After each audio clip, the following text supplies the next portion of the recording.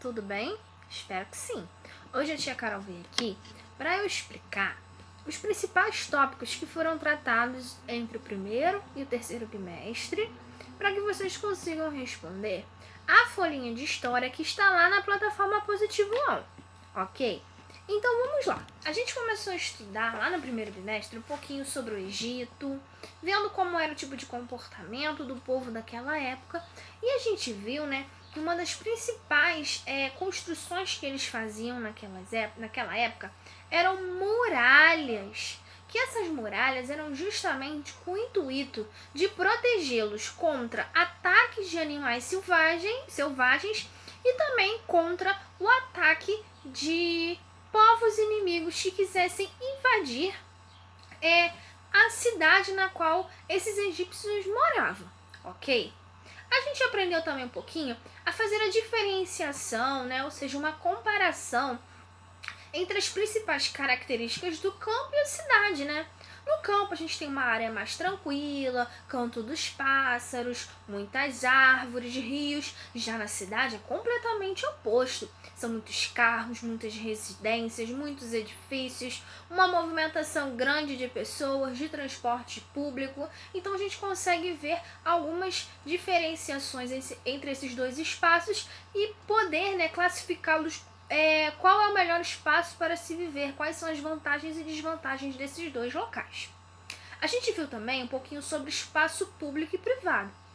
Espaço público é aquele espaço na qual todos podem frequentar sem onerar nenhum tipo de custo para as pessoas que frequentarem ali.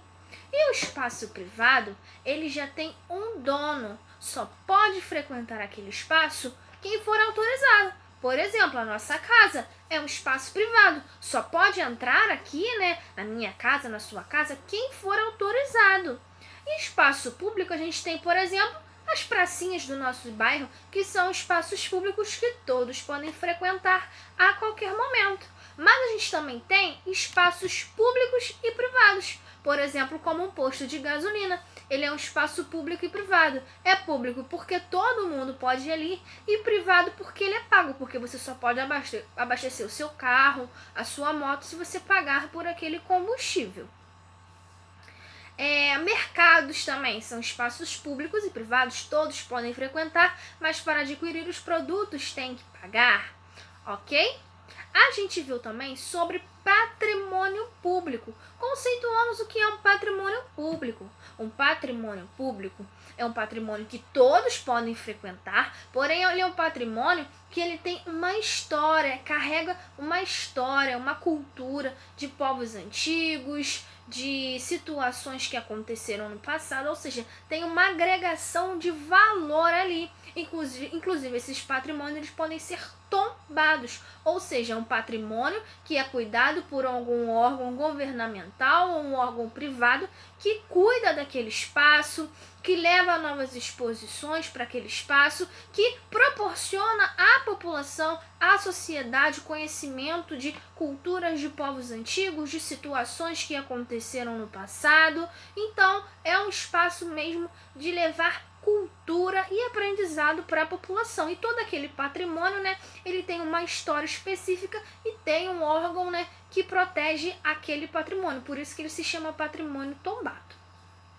A gente viu também sobre alguns agentes administrativos que tem dentro de um município, como o prefeito e o vereador.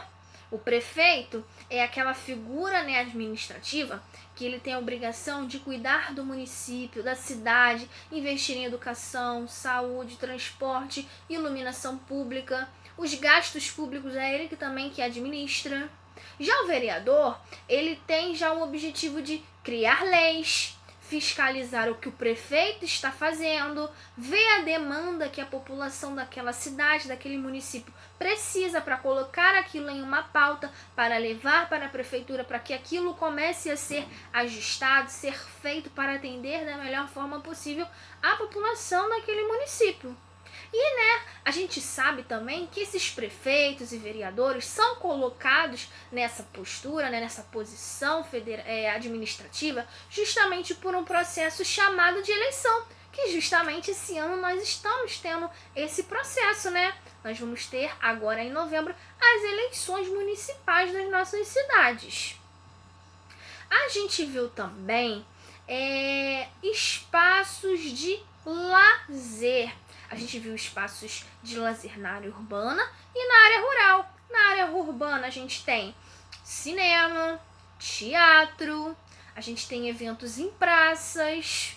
Já na área rural, a gente tem mais eventos do interior, que acontecem em locais específicos, em locais de encontros, praças, algumas fazendas que têm esses tipos de espaços de lazer.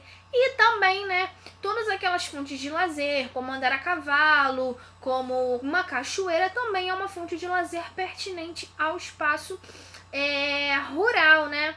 E a gente também tem espaços de lazer em locais abertos, como as apresentações de teatros, shows, teatros de fantoches, que a gente estudou lá no nosso livro, para quem lembra. E por fim, a gente viu também um pouquinho sobre extinção de animais. Se lembra que a gente comentou um pouco dos animais que estão em extinção, como a onça-pintada, o mico-leão dourado? Fizemos uma atividade que comparava as nossas cédulas de reais que tem os principais animais que entraram em extinção, ou seja, estão no topo lá da lista de extinção do nosso país. E essa extinção aconteceu justamente por essa interferência humana nas florestas, né, com queimadas, com tráfico também ilegal de animais. Então é um múltiplo de fatores, né, que contribui para a extinção de diversos tipos de animais, de plantas também. Então a nossa fauna e flora fica comprometida justamente pela ação humana. Ok? Então são essas principais questões que eu coloquei lá na nossa folhinha, que são os principais tópicos que a gente precisa lembrar, tá bom? Então é isso, meus amores, um grande beijo e tchau, tchau!